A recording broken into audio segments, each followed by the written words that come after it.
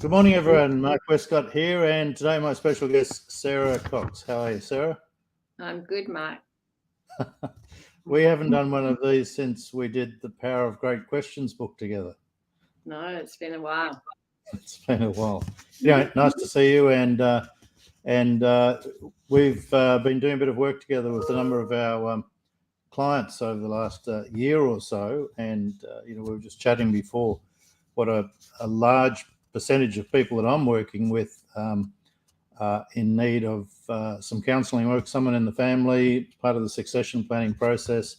Emotional resilience, Sarah, is really something that's, especially in rural families, is really something that's coming to the fore as an issue in the whole estate and succession planning process. And we like to refer it from our side as emotional resilience, helping people to become more resilient emotionally and so on. But you're seeing all the people that have been referred to you, a lot of say rural people and so on.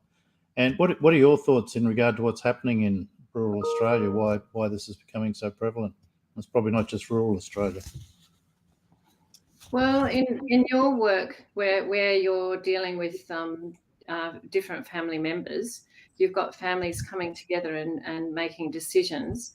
And when there's big family decisions or life decisions, it throws up a lot of curveballs, and then it brings up coping mechanisms. Having lived in the country and through a drought myself, not only do rural people have the uncertainty of drought, flood, fires, all those things that come from the outside world and continually, and they have no control over. Then there's the family dynamics and traumas that actually occur along the way in families, whether it's disloyalty, divided loyalties, separations, divorces, just breakdowns in relationship. Then that's compounded over time. It sort of wears people down, and they get tired, and their resilience is lower, tolerance level is lower. So there's a lot. It's far more complex than just answering one question. Okay, I'll ask you a number of questions and see how we go with that. But I'm just going to go through, and these aren't people that I've referred to you or haven't met you, but I mean, some of the examples of people that I was dealing with last year. I had daughters-in-law who were threatening, to leave the son, so to speak, of the parents that owned the property.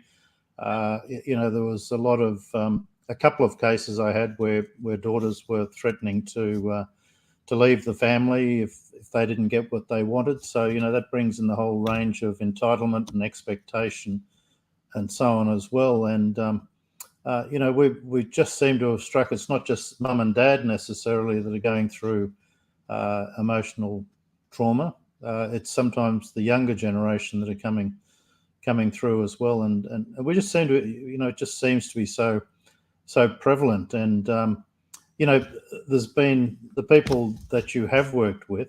How do you deal with those sort of situations where, mental health issues and lack of resilience emotionally is paramount?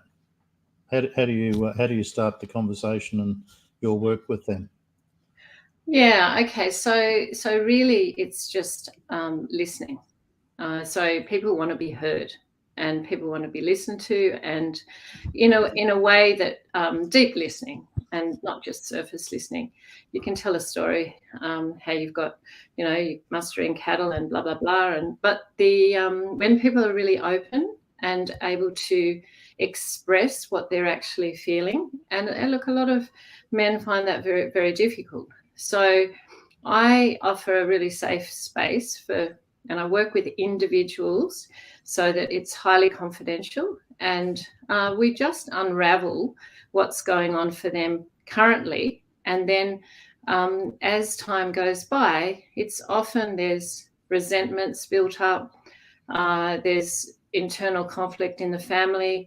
We start to see patterns that occur, so that once people start to see patterns occurring, And not only it's easy to point the finger at other people in the family, it's starting to to recognize your own patterns, and that's patterns of even things like codependency, the fact that we allow disrespect, and how do we sort of work on boundaries around that. Like some people, it's not because they're not nice people, or there's nothing wrong with them. In fact, they're beautiful people.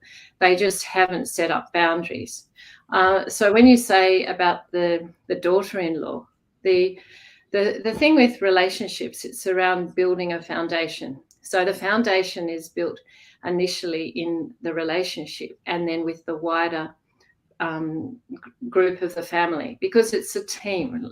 Usually I'm working with families, and there's the parents, which are really if you look at it, they're the oak tree, and if they're solid and got their canopy wide, broad casting over the family, then it makes a big difference for the children to sort of feel like they've got that security and solidity. But if there's been some things that have gone on in a long-term marriage, and of course there is, because you've gone through drought, you've gone through fire, floods, all the things that I talked about before, and you're bound to have some issues of conflict or unresolved issues. So when there's unresolved issues, then there's often conflict, and there's often resentments building. And that's probably why, when it comes to money and dividing property up, and succession planning and your work, then that creates a threat. So all of a sudden, someone else threatens on top of the threat that they're feeling internally. So if you can get to the bottom of that threat, and where they're feeling unsafe, and that's where I work, with the feeling of the need for safety and security, and also just looking at, well, if there's personality disorders in the family, that throws a whole another curveball up. So it's, how do you manage those personality disorders? How do you manage those mood disorders?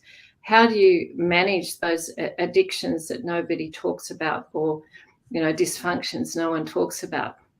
How do we bring that out in the arena, and then start to unravel it so that people move into harmony? Because most people want freedom, harmony, and peace, really. If I could say three things that most people want. I'm not game to ask a question or interject, because I'm practicing deep listening. Very good, Mark. I'm listening, and I'm not thinking about my next question, which I'd normally do. But no, you raised some great issues there, and it's interesting. And I know in your work, the people you work with, mostly everyone thinks they're okay, and it's always the other guy that's got the problem. So, I mean, you obviously strike that all the time, and you have to help people uncover for themselves that maybe they've got some stuff going on as well that they need to pay attention to. But I remember, Sarah, in the coaching you were doing years ago, you used to have your five daily habits and all those sorts of things, which is leading me to, I'm trying to say everything so I can go back to serious listening again. But you've got these tools and capabilities you utilize with people that you work with. So it's apart from the and you can go into more detail about how you do work with people from a practical point of view, but there's a number of tools and capabilities that you pass on to people too, don't you, to help them cope with things that might be happening in their lives? Well, look, I use a combination of counselling, coaching, and therapy. Mainly coaching, because I think it's more proactive. And the 5 daily disciplines are things that if we do every day, and it's been researched and proven that you're going to be the healthiest and happiest person. When we're the healthiest and happiest person in our life, and we're working to our full potential, of course, that's going to be contagious, and it's going to have a ripple effect. And that goes throughout the family. So I do bring that into the coaching methodology amongst many other things. So my work is very proactive. It's not just like counselling, come, go blah, oh, next time, 50 minutes is up, see you next time. I work with you or people as much as what you need. And that's probably the distinction. And then when I give resources, they're very appropriate to the individual. So I'm not just giving a broad, everybody gets the same thing. It's very specialized and very customized to the needs of the person and the individual within the group, within the dynamics of the family. So there's many things that I can suggest, but the 5 daily disciplines, do you want me to list those? Yeah. And look, they're very, very simple, but when I talk about these, it takes time for people to actually do them every day. And as I said before, people want freedom, harmony, and the feeling of being calm and relaxed. And that's probably under the banner of peace. So meditation, there's a breathing technique I do, stretching, exercise, and gratitude. And the reason these have been researched and proven to work is meditation actually changes the brain. I've studied in neuroscience and trauma extensively. And the thing that I find to bring the most focus and calm to the mind and emotional regulation is meditation. If it's one thing that you do in your life that'll make the greatest difference, is meditation. Because what it does, it actually changes the brain structure and it changes the body. So it does amazing biological things to the mind and the body. Exercise, of course, we all know exercise is how that is good for the body. And stretching, we forget to stretch because we think it's not important. But as you're getting older, when you're contracting the muscles in exercise, you need to elongate them. You need to stretch them out and relax them. Otherwise, there's pain and that sort of thing. And the reason, part of once again, this is very complex, because part of resilience is being in our optimum form. So when we're feeling healthy and happy, we're not in pain, physical pain or emotional pain, and we're not worrying all the time, then we can function and relate to others in a very high level way. So and then gratitude is, well, they've proven if you find 5 things you're grateful every day for 2 weeks, it raises the serotonin in your brain naturally.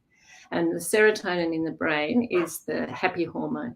So, like if I did dissect every one of those 5 daily disciplines, there's huge benefits. Yep. No, I from the people that you have coached in the past that still use the 5 daily disciplines and still swear by them, so they do work. So there you go. Just going back to one of the points, Sarah, was you're talking about family situations and sometimes emotional resilience issues, for want of a better expression, are effectively hereditary in some way, aren't they? Because they can pass. It's like they pass down through the generations. You can have parents where there's an issue, and either by their behaviour or I'm not sure whether it's hereditary, it sort of permeates through the whole family. And I know there's people that you've been dealing with where mum and dad and the kids, you've been working with all of them, and I know you've made some huge progress in regard to the communication and so on between the families. And I'll if you can just park that for a second. That's one of the things I guess I put a name to, and that is one of the biggest issues I find in families, certainly in regard to succession planning, rural succession planning specifically, is the lack of communication between family members is kind of what drives all the issues. I mean, that's what causes conflict and so on. I mean, even as recently as yesterday, I've got 3 kids ringing me up saying, can you go and talk to mum and dad? They refuse to talk to us about succession planning, and if we bring it up, they get angry and they think we're entitled and and so on. And Dad, in this case, for example, just doesn't want to have the conversation. He doesn't want to start it because, there's numbers of reasons, but many times it's that they feel like they're getting pushed out. They don't know how to do it, so they don't want to talk about it. And, that feeling of the kids coming in and sort of trying to move them on, the barriers all come up and so on. So communication issues, it seemed to me, from my work with all our clients, that's kind of where it all goes wrong. In fact, we named the thing called the exponential grief curve, meaning that the longer you go without having conversation with your kids and your sons and daughters-in-law, the longer that lack of communication lasts, the more the grief tends to grow, and I what I call it in an exponential way, because it starts off, the married couple come home and they're one day I'll go and talk to Dad and Mum about what's going to happen with the farm, and the longer it goes, the outside, the son-in-law or the daughter-in-law starts to really feel insecure in regard to they're spending all this time there, but there's no certainty about their future. So just, I guess, questioning you about communication. Is that what you see as the biggest issue for most families? I think it's one very important issue. It's probably where I start initially. It's not, I wouldn't say the most important issue, because the reason people aren't communicating well are because there's long-standing, like you said, unresolved issues that started way back.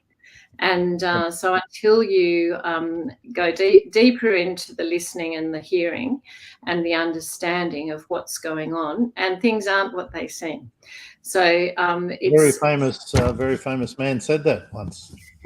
And so understanding what has gone on in the past and then now currently showing up in the present is very, very important.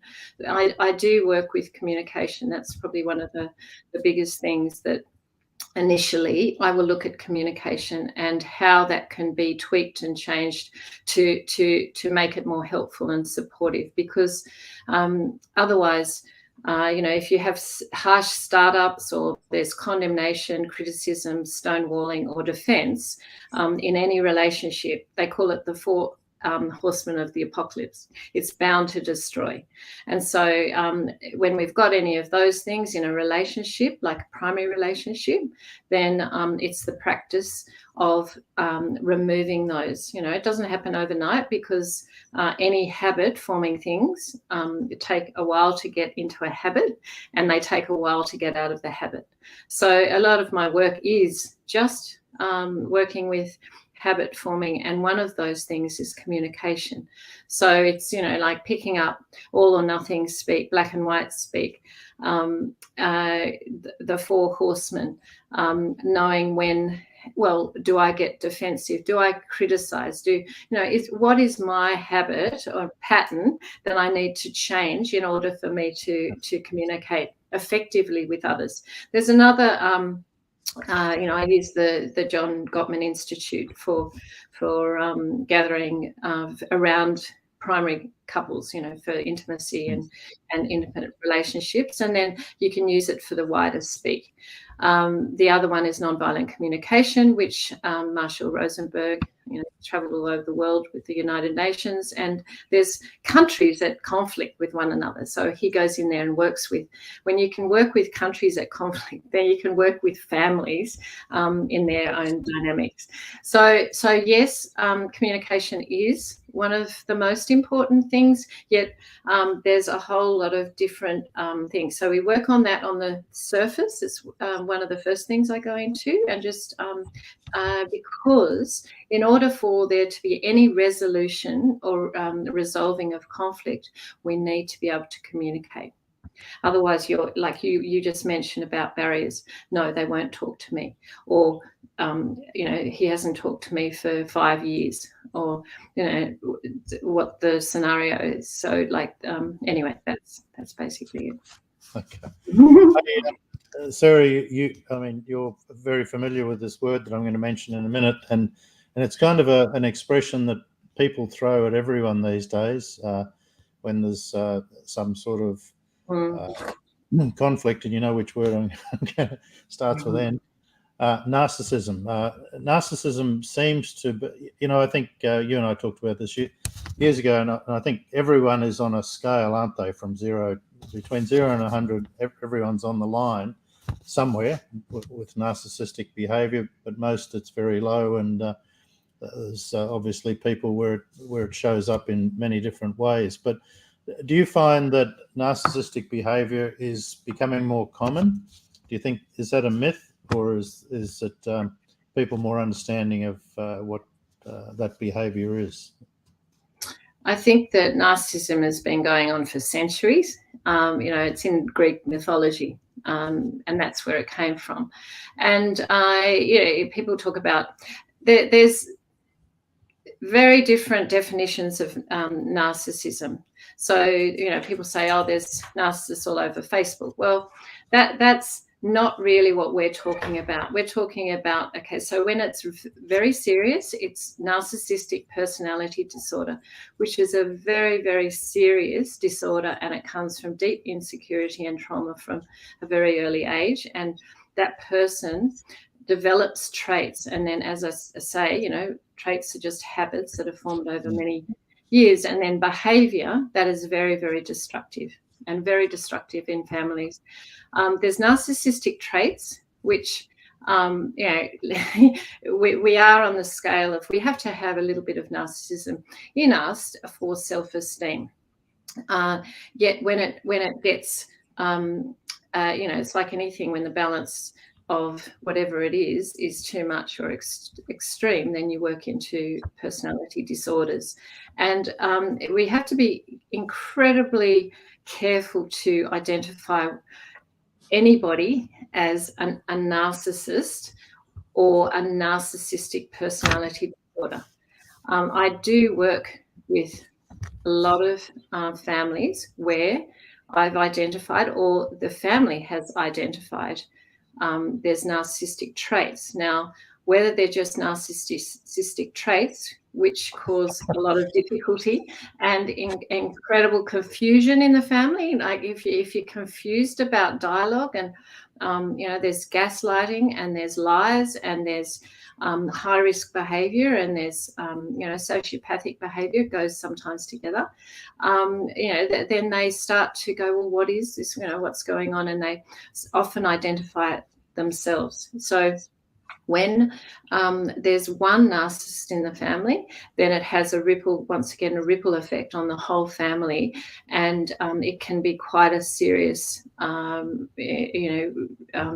core of conflict. And I see it a lot.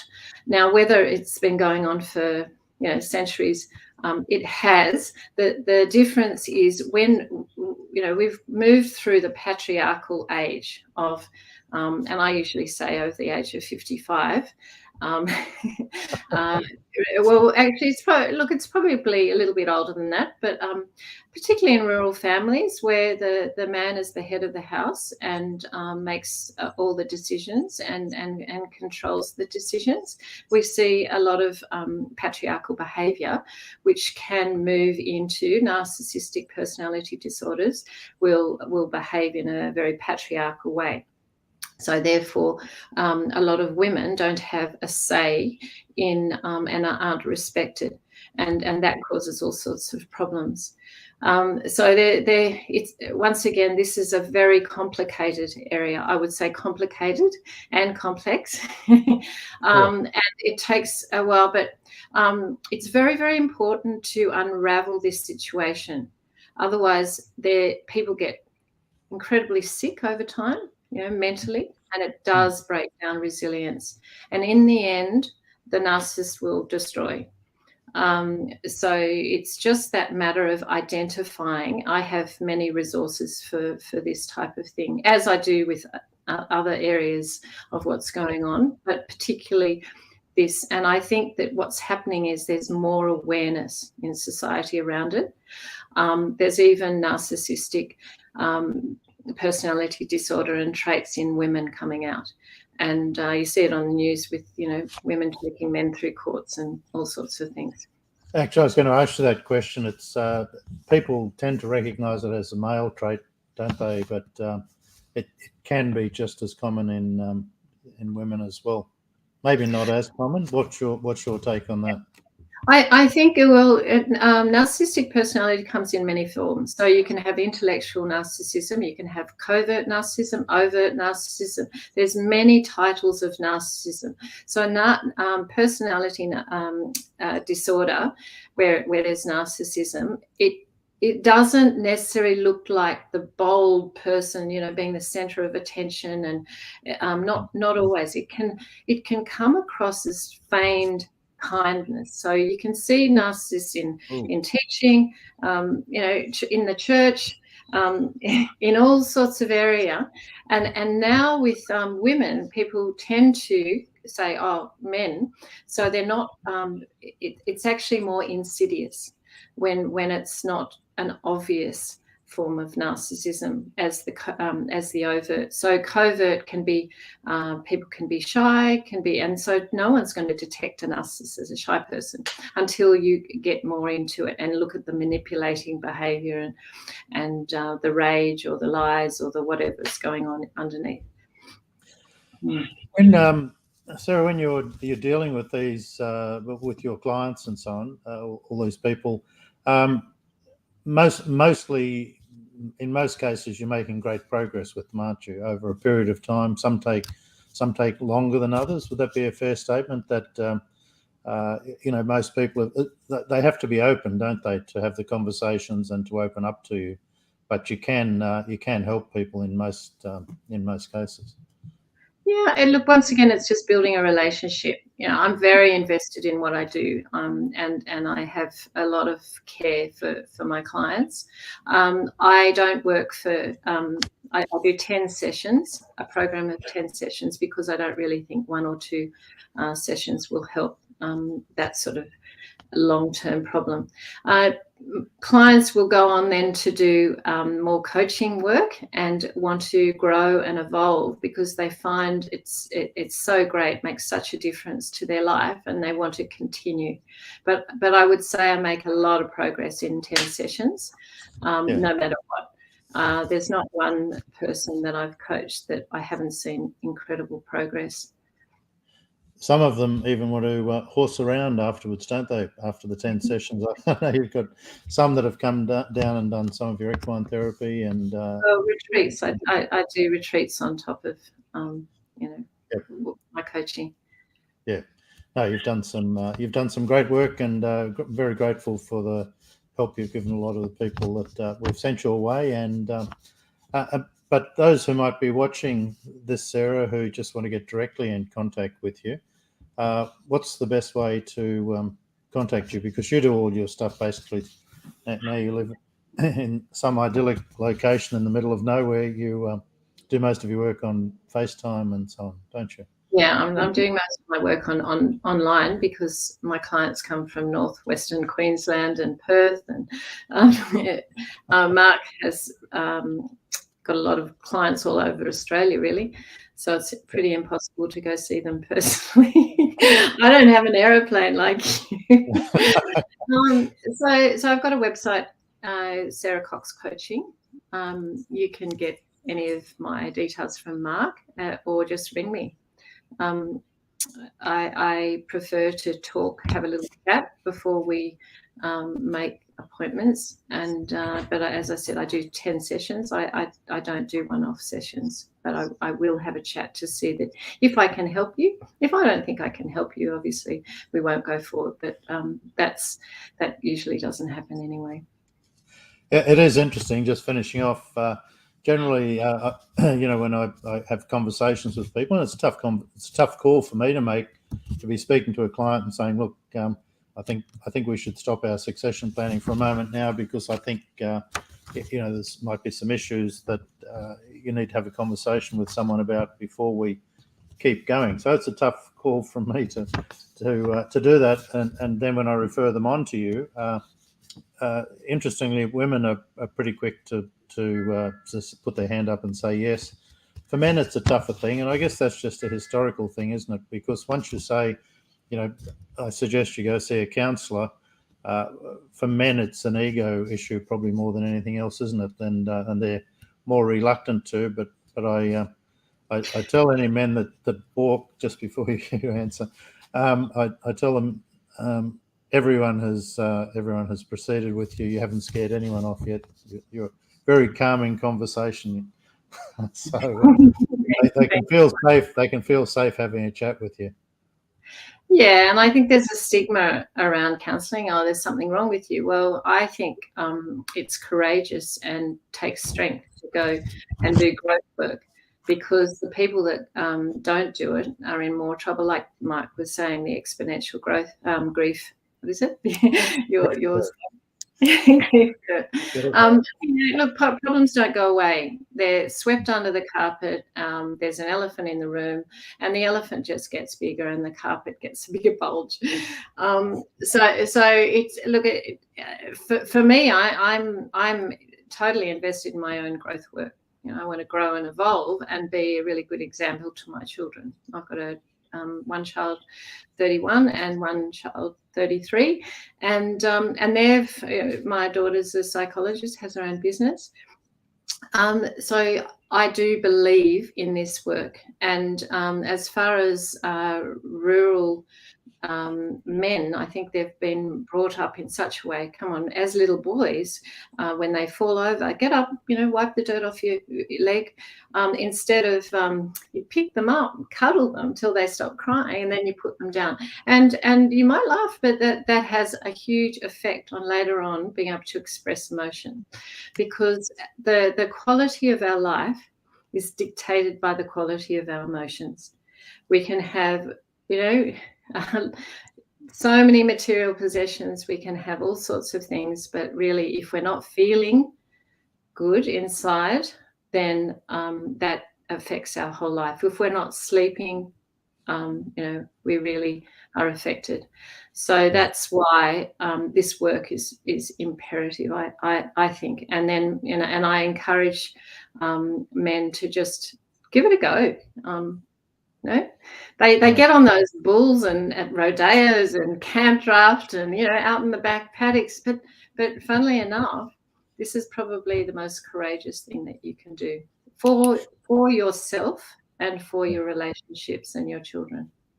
I was laughing at your story about the kid falling over in the dust. I thought, don't cry, get up, shake it off, all that sort of stuff. So yeah, guys have been brought up to be brave and so on. But no, you're doing a great job, Sarah. You've worked with a lot of our clients, so thank you for that. Very grateful for the progress that, because in a lot of cases I can't go any further whilst there's a whole lot of conflict and underlying tension going on in the background, and you've been able to come in and help on a number of cases and help get people back on the straight and narrow, so we can then move forward with helping them with their estate and succession planning. So Sarh Cox, can I just say one, just to ruin your interview? And the reason why, Mark, is because these are huge decisions. Succession planning, estate planning are very, very big, and they need to be thought out. All the family needs to be on the same page, and the way people deliver their estates or succession plan needs to be accepted by the younger generation. And so enormous decisions take more emotional resilience and health. And so when people are healthier and able to resolve all those issues, they can make those decisions. And that's why we're working together, not for the end of result, but really to bring healthy, happy people. Yep. Can I now?